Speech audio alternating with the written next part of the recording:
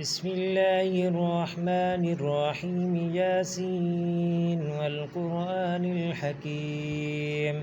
إنك لمن المرسلين على صراط مستقيم تنزيل العزيز الرحيم لتنذر قوما ما أنذر آباؤهم فهم غافلون لقد حق القول على أكثرهم فهم لا يؤمنون إنا جعلنا في أعناقهم أغلالا فهي إلى الأذقان فهم مقمحون وجعلنا من بين أيديهم سدا ومن خلفهم سدا فأغشيناهم فهم لا يبصرون وسواء عليهم أنذرتهم أم لم تنذرهم لا يؤمنون إنما تنذر من اتبع الذكر وخشي الرحمن بالغيب فبشره بمغفرة وأجر كريم إنا نحن نحيي الموتى ونكتب ما قدموا وآثارهم وكل شيء أحصيناه في إمام مبين واضرب لهم مثلا أصحاب القرية إذ جاءها المرسلون إذ أرسلنا إليهم اثنين فكذبوهما فعززنا بثالث فقالوا إنا إليكم لمرسلون قالوا ما أنتم إلا بشر مثلنا وما أنزل الرحمن من شيء إن أنتم إلا تكذبون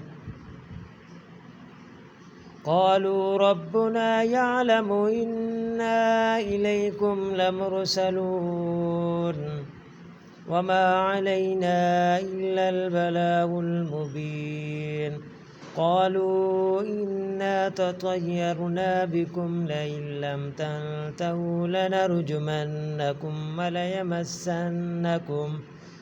وليمسنكم منا عذاب أليم قالوا طائركم معكم أئن ذكرتم بل أنتم قوم مسرفون وجاء من أقصى المدينة رجل يسعى قال يا قوم اتبعوا المرسلين اتبعوا من لا يسألكم أجرا وهم مهتدون وما لي لا أعبد الذي فطرني وإليه ترجعون أأتخذ من دونه آلهة إن يردني الرحمن بضر لا تغني عني شفاعتهم شيئا ولا ينقذون إني إذا لفي ضلال مبين إني آمنت بربكم فاسمعون قيل ادخل الجنة قال يا ليت قومي يعلمون بما غفر لي ربي وجعلني من المكرمين وما أنزلنا على قومه من بعده من جند من السماء وما كنا منزلين إن كانت إلا صيحة واحدة فإذا هم خامدون يا حسرة على العباد ما يأتيهم من رسول إلا كانوا به يستهزئون